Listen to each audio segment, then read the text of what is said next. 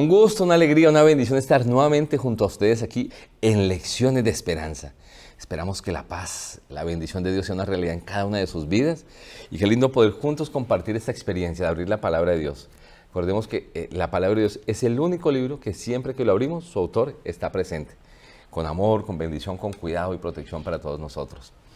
Para el tópico que estaremos estudiando en esta ocasión, para el capítulo de hoy, contamos con la buena presencia, la compañía del pastor Germán González. Pastor Germán, gracias por acompañarnos, muy amable. Gracias, Pastor Gabriel, es un gusto estar contigo y con toda la audiencia. En alguna ocasión anterior estuvimos aquí en el canal, en el sistema de comunicación, compartiendo la palabra, y siempre es un placer venir a estudiar el mejor libro del mundo, la Biblia. El mejor, así es cierto. Así es. Soy el pastor sonriendo porque es que creo que a ustedes les pasa lo mismo que a mí, siempre que abrimos la Biblia, cosas lindas y maravillosas no solamente llegan a nuestra mente, sino llegan también a nuestra vida. El pastor González, agradezco su compañía, es una persona con bastantes cosas. Hace un ratito hablando fuera de cámara nos contaba que es el coordinador de programas de la Facultad de Educación y Teología de nuestra Corporación Universitaria Adventista UNACA. Así que tiene una responsabilidad grande, pero agradecemos haber sacado tiempo en su agenda, pastor, para ayudarnos a enriquecernos con la palabra de Dios, para hacer ese instrumento de parte de Dios. Vamos a orar para comenzar. Buen Dios, que tu presencia sea una realidad para quienes nos ven, nos escuchan y para quienes estamos aquí, para que pueda, Señor, llegar a nuestra mente el mensaje que quieres a través de tu palabra. Pues lo pedimos y lo agradecemos todo en Jesús. Amén. Amén. Bueno, la Biblia, pastor, y el libro de Génesis es impresionantemente rico en historias, en enseñanzas, en tópicos, en ambientes. Y estamos hablando, o queremos hablar en esta ocasión, de José. Un hombre muy particular. De hecho, la Biblia dedica una buena cantidad de capítulos, ¿cierto?, a hablar de este personaje bíblico. Y queremos centrarnos ahorita de esa experiencia de José en un país distinto, en un país ajeno al suyo. Y es que interesante ver cómo la Biblia, por medio de la vida de este personaje que es José, ¿verdad?, nos ilustra de la forma en que Dios cumple sus sueños, que siempre son perfectos. Los planes de Dios nunca tienen un margen de error. Y pues un joven que llega a ese lugar en unas condiciones muy particulares, ¿no? Vendido, llega como esclavo, o sea, no llega como a veces llegan algunas personas a un refugiado, ¿cierto? A un lugar donde buscan su dignidad, no, llega es como esclavo en otras condiciones. Pero pasa algo bien interesante, y es que aún a pesar de esa situación como tan sombría, Dios lo bendice.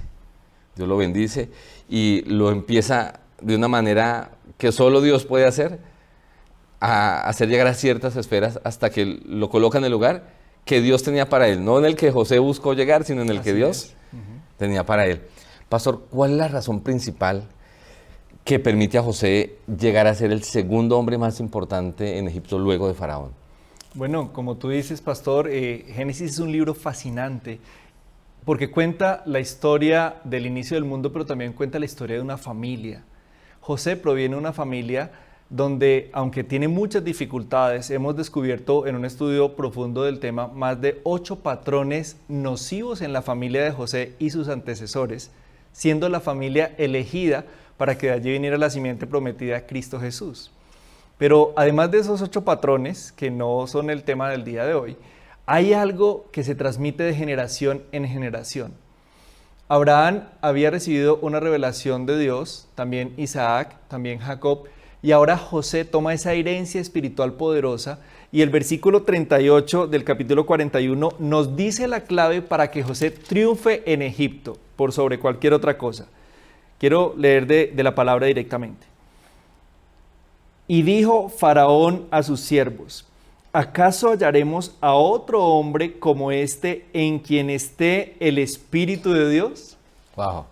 Tremendo. La presencia de Dios en la vida de José hizo la diferencia. Es decir, José tenía otras cualidades que ahorita si hay oportunidad las puedo mencionar, pero la presencia de Dios en la vida de José.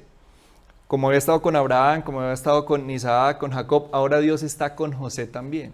Dios no se quedó solamente con un ritual, Dios no se quedó solamente en la vida de José como un referente, ¿cierto?, tradicional, sino que lo hizo propio. José tenía a Dios como su propio Dios.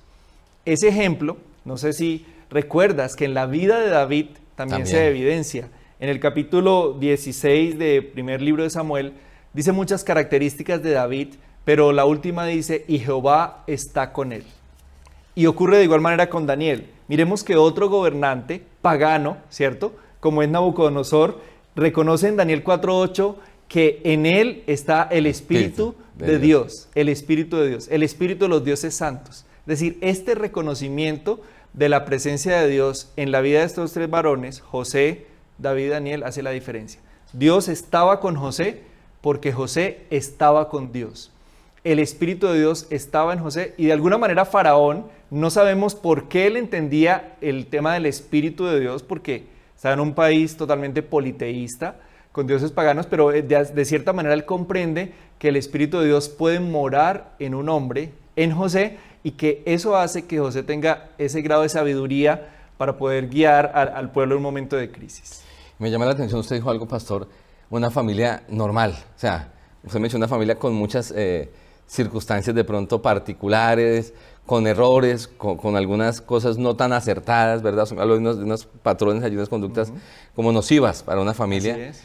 O sea, era una familia tal vez como la de quienes nos ven y nos escuchan, pero aún a pesar de esas situaciones, es posible que Dios more en nuestras vidas, porque dice que a pesar de todo eso, el Espíritu del Señor moraba sobre un integrante de esa familia, y ahorita vamos a ver un poquito más adelante cómo un integrante de la familia con el Espíritu de Dios puede llegar a ser una bendición impresionante.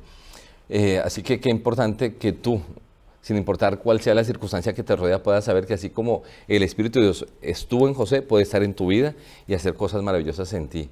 Usted dijo ahorita algo que me dejó intrigado, pastor. Hay otras características más, como algunos otros elementos que fueron usados por Dios para eso, ¿no? Así es. Cuando una persona tiene el Espíritu de Dios transforma, cambia la vida de una persona. Transforma al mentiroso en alguien íntegro, transforma al ladrón en alguien honesto, transforma la vida de las personas. Y José, que tenía la herencia espiritual positiva, pero era un joven mimado en Egipto, en Canaán, ahora llega a ser un hombre referente de integridad. Y desarrolló algunas características claves que le permitieron gobernar y llegar a ese puesto. Yo las tengo aquí registradas. Primera, una integridad basada en convicciones, no solo en creencias, en convicciones. Es decir, cuando yo me apropio de las creencias, cuando yo vivo las creencias, cuando esas creencias convierten mis valores en virtudes personales, llegan a ser unas convicciones, integridad basada en convicciones. La segunda, un desarrollo de una profunda relación personal con Dios. Cuando en una de las escenas de esa historia, José dice, ¿cómo haría yo este gran mal y pecaría contra Dios? Está evidenciando de que él conoce a Dios, sabe qué le agrada y qué no le agrada a Dios, tiene una relación personal con Dios. Así es. La tercera es fidelidad en los detalles. Una persona que llega a un lugar de administración, a un lugar destacado en su labor, necesita fijarse en los pequeños detalles y José era fiel en cada detalle. A tal punto que en un ambiente tan nocivo como el de una prisión, él se fija en los detalles y en ese lugar llega al puesto más alto posible después del jefe de la cárcel. Y la última es la búsqueda de la excelencia como una constante en su vida. Entonces, José, al estar con Dios, desarrolla esas características que le permiten prepararse de antemano. A veces pensamos que es la suerte la que lleva a alguien a cierta posición, pero resulta que él se estaba preparando toda su vida y cuando su preparación se podía truncar, Dios intervino. Dios ahora le da una prueba grande que es ser llevado a Egipto, pero él desarrolla ciertas capacidades, ciertas competencias que lo hacen estar listo para cuando llegó la gran oportunidad.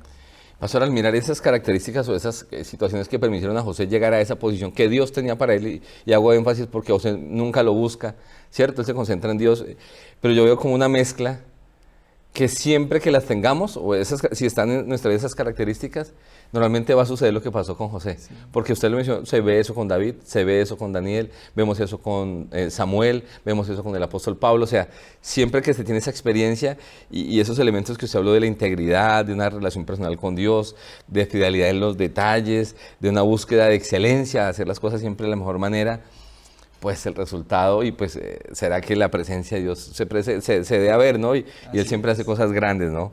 Así es. Y vemos, pastor, que luego entonces llegan estos, José interpreta un sueño al faraón. Eso hace que faraón, más que por razones religiosas o místicas, sino por practicidad, dice, este hombre pudo decir de qué se trataba el sueño y nos da una solución al problema. Este es el hombre que toca poner al frente, así que muy práctico, lo coloca allí. Pasan esos 7 años, ¿cierto?, de abundancia que Dios por medio de José profetiza para todos.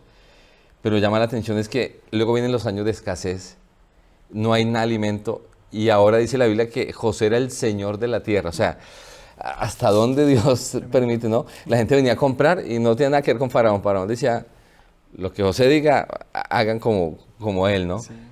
Así que los sueños de Dios se cumplen en la vida de José. Pastor, ¿de qué forma nos revela esto la forma en que Dios puede trabajar para que sus planes lleguen a un final, a un feliz y un final cumplimiento como Él lo tiene estipulado? Dios siempre ha tenido y siempre tiene el control, aunque parece que lo perdiera. Como seres humanos buscamos la certidumbre del futuro. La gente ha buscado la adivinación, lectura del tarot, lectura del tabaco y otro tipo de cosas porque quiere saber el futuro, porque no conocer el futuro causa incertidumbre en las personas, ¿no? Así es. Sin embargo, cuando el cristiano comprende que Dios está al control y que Dios tiene un plan, aunque parezca que el camino me está llevando en otra dirección, cuando tenemos la confianza plena, dice el libro de Hebreos, la certeza de lo que no se ve, pero si estamos ciertos de que Dios nos está guiando, Él va a hacer cosas extraordinarias en el futuro. José no comprendía todo, es decir, José llegó a la posición de ser el gobernante de Egipto y de pronto dijo, Señor, ¿tú por qué me has traído aquí? Es increíble que yo haya podido llegar a este lugar desde la cárcel, desde el lugar más bajo en el rango social en un país que son las cárceles y ahora llega a la posición más alta de Egipto y seguramente él descubrió parcialmente que Dios tenía un propósito salvador y restaurador para un pueblo, ¿cierto? Que iba a perecer por causa del hambre. Sin embargo, solamente cuando sus hermanos llegan a Egipto, él comprende en plenitud qué es lo que Dios está haciendo con ellos, ¿no es cierto? Se abrió el velo y se dio cuenta que ellos tenían que Dios tenía un propósito mayor y que ahora no solamente era salvar un pueblo, sino salvar a su propia familia. Hablando de eso, pastor, el Génesis es un libro de encuentros, historias, ¿no? Vimos de Jacob con su hermano, ahora de José con sus hermanos. ¿Qué importancia tiene la experiencia espiritual que se da alrededor del encuentro de José con sus hermanos, pastor? Bueno, es algo muy interesante en un tema fascinante que tiene relación con los secretos familiares, ¿no? Los hermanos de José habían guardado, los 10 hermanos, habían guardado un secreto durante muchísimos años. Los secretos familiares a veces causan un peso emocional o generalmente causan un peso emocional, especialmente si son secretos negativos, y ellos habían cargado ese peso en su corazón, ese peso enorme de haberle mentido a su padre. Tenían un bloqueo, un secreto familiar permanente que habían guardado. Ahora, cuando ellos ven a su padre sufrir, ¿cierto? Su corazón empieza a ser tocado. Ellos empiezan a sufrir una transformación y aquí hay 2 textos claves que me gustaría leer. El primero es Génesis 42, 21. Dice la palabra de Dios. Y decían el uno al otro, es la charla entre los hermanos, verdaderamente hemos pecado contra nuestro hermano, pues vimos la angustia de su alma cuando nos rogaba y no lo escuchamos, por eso ha venido sobre nosotros esta angustia. Qué interesante, ¿no? Hay una reflexión, como usted dice, ¿no? De un cambio ya que Dios está obrando en sus mentes. Por supuesto. Dice, ellos relacionan primero su pecado con la consecuencia. Bueno, era la concepción que tenían de que el que las hace las paga. En ese tiempo el que las hace las paga. Pero ahora ellos pueden expresar y pueden percibir muchos años después la angustia que él tenía, es decir, llegan a ser empáticos, compasivos. Su corazón había sido transformado. Y el otro texto está en Génesis 42 hombres, en 42:11, perdón, sí, cuando ellos se califican a sí mismos como hombres honrados. ¿Quieres leer el texto, por favor? Claro que sí, pastor, nos dice, leo el texto. Todos nosotros somos hijos del mismo Padre y somos hombres honrados.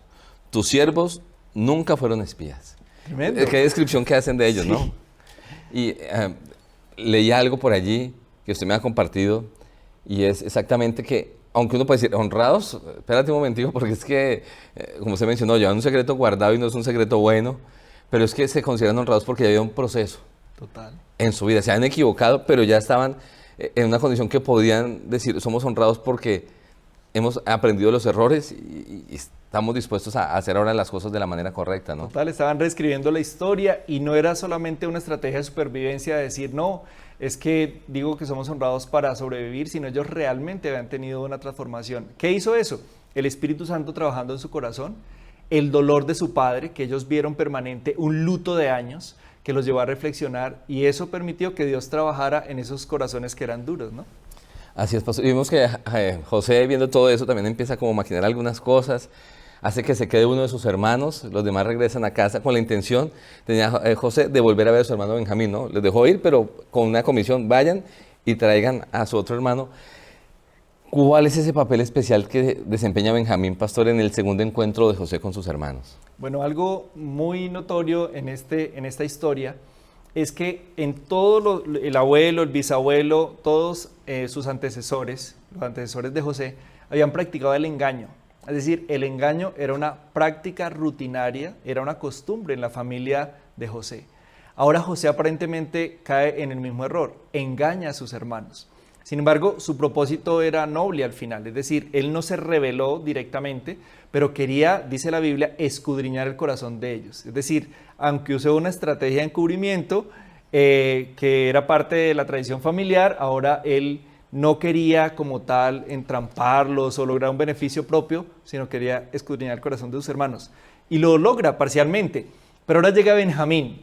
Y Benjamín hace un corte en la historia, es decir, José ha estado dueño de sí mismo, con la estrategia para que sus hermanos demuestren lo que son. Y cuando llega Benjamín, la Biblia nos dice allí en Génesis 43, 27 y 28, que él se desestabiliza totalmente. Miren lo que dice. Entonces les preguntó José, ¿cómo estaban? Y dijo, vuestro padre, el anciano que dijiste y lo pasa bien, ¿vive todavía?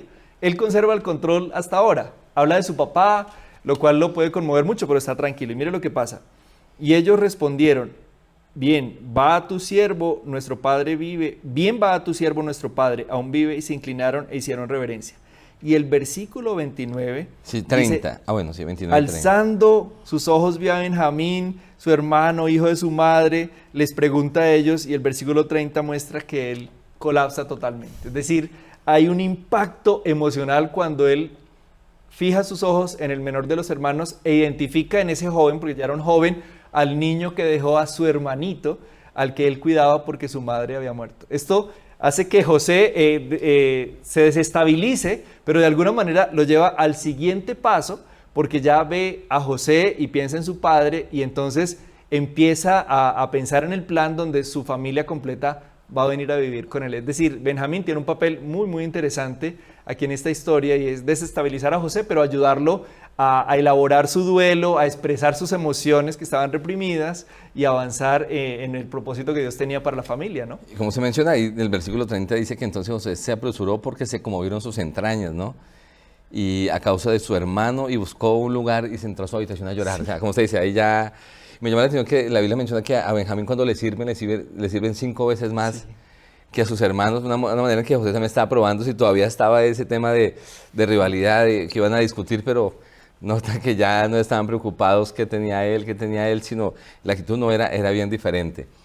Pastor, ya aquí cerrando, vemos varias cosas. Judá ahora también, ¿cierto? Se ofrece para intercambiarse por su hermano, porque José dice, vamos a dejar aquí a Benjamín, y Judá dice, no, es que si Benjamín no vuelve a la casa, mi papá también va a colapsar, si quiere yo me quedo a cambio. ¿Cuál es el significado de ese ofrecimiento de Judá en lugar de su hermano? Judá tiene un papel muy interesante que nos muestra en el relato bíblico, nos da alguna vislumbre de por qué Judá fue el elegido para que de su simiente, de su descendencia, viniera Jesucristo, viniera el Mesías.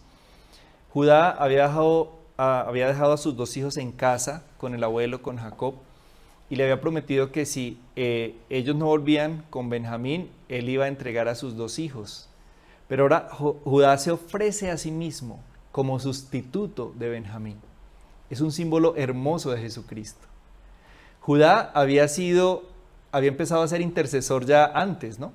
Porque él había intercedido para que no mataran a José, pero él no fue valiente en ese momento para ponerse de parte de lo correcto. Pero aquí Judá dice, no, yo me voy a quedar. yo voy a estar como sustituto. Y es la figura perfecta de Jesús. Jesús se entregó por nosotros, sus hermanitos menores, sus hermanos menores, para salvarnos. Y de esa simiente, la simiente de Judá, entonces viene el Mesías. Judá había cometido también muchos errores en su vida, pero mostró esa característica especial de estar en favor del otro. Algo que Dios quiere que hagamos nosotros, pero que Jesús ejemplificó de manera perfecta. Pastor, y ya para cerrar, si nos puede ayudar usted con un pensamiento allí para poder como resumir qué importantes lecciones podemos tomar aquí del perdón, de relaciones familiares restauradas y del cumplimiento de la providencia de Dios. Dios hace posible, apreciados oyentes, apreciados televidentes, que las familias se restauren, se reparen las relaciones, haya reencuentros, haya perdón. Dios es el Dios de los milagros. Hizo que una familia totalmente destrozada como la familia de José se reuniera. Dios es el Dios de los finales felices. Y al final, cuando vemos el rompecabezas, las piezas se encajan y nos damos cuenta que Dios siempre estuvo al control y nos ama profundamente. Es probable que haya alguien observando este programa que necesite restaurar una relación familiar rota. Es posible con la ayuda de Dios. Amén. Y Dios va a guiar tu vida y te va a llevar a donde Él desea si tú permites que su propósito se cumpla en tu vida. Pastor, muchísimas gracias. Muchísimas gracias por estas lecciones lindísimas. Y veo que siempre los planes de Dios son restauración, unidad, preservación, porque gracias a que José estando allí, se cumple a través de la provisión de Dios para su familia. Él nunca se imaginó, pero él dice, no, ustedes pensaron hacer mal, pero Dios tenía un plan perfecto y me trajo adelante de ustedes para que hoy se diera este momento de que haya posibilidad de vida, ¿no?, para nosotros como familia. Así que Dios tiene un plan contigo, así como lo tuvo con José, lo tiene contigo, con tu familia. Como José, concentrémonos en caminar con Dios. Y el Señor se encargará de hacer su voluntad. Y siempre terminará, como aquí vemos, un reencuentro que luego vamos a mirar con su padre, pero ahorita con sus hermanos, de perdón, de restauración, de felicidad, de gozo. Es lo que Dios desea para cada uno de nosotros. Vamos a orar, pastor, para cerrar. Oremos.